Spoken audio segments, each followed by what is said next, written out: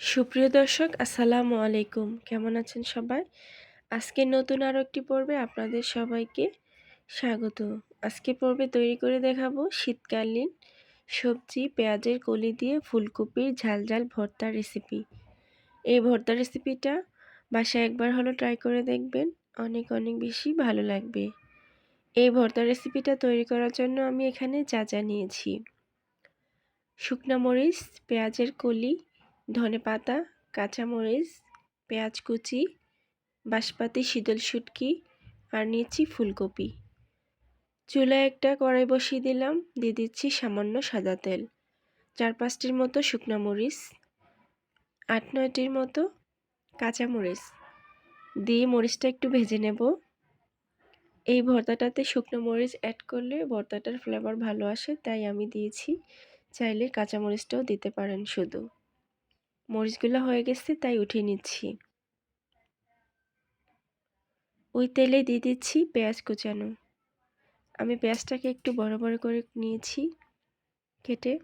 দিয়ে দিচ্ছি পেঁয়াজের কলিগুলো। চুলাটা এই পর্যায়ে একটু কমিয়ে রাখবো আর ঘন ঘন অনবরত নাড়তে থাকবো। ব্রাউন কালার হয়ে গেলে পেঁয়াজটাকে উঠিয়ে নেব।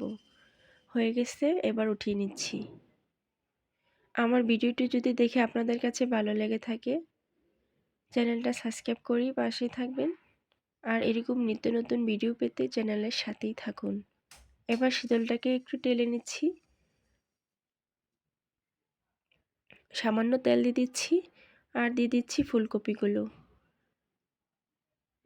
সামান্য হলুদ, সামান্য লবণ দিয়ে আবারও নেড়েচেড়ে নিচ্ছি।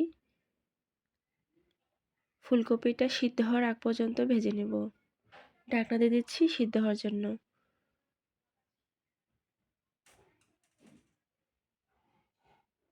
প্রায় সিদ্ধ হয়ে গেছে, এবার দিয়ে দিচ্ছি ধনেপাতাগুলো। ধনেপাতাগুলো দিয়ে আরও কিছুক্ষণ নেড়েচেড়ে নেব। ধনেপাতার কাঁচা গন্ধটা যাওয়ার আগ পর্যন্ত।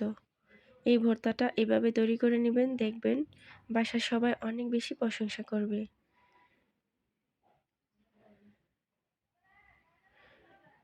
এই তো সিদ্ধ হয়ে গেছে।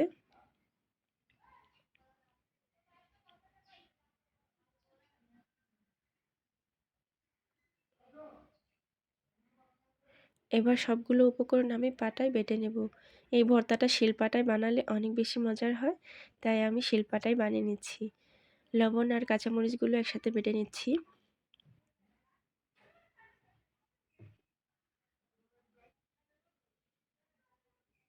দিয়ে দিচ্ছি শীতলটা দিয়েও বেটে নিচ্ছি।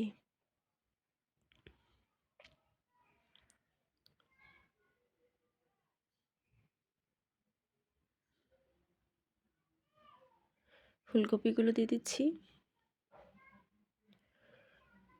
পেঁয়াজ ভাজা দিয়ে দিচ্ছি।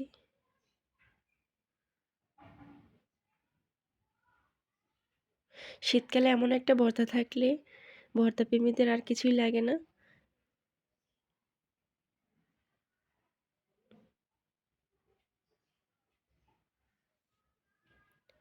আমার ভিডিওটি দেখার জন্য সবাইকে অসংখ্য ধন্যবাদ।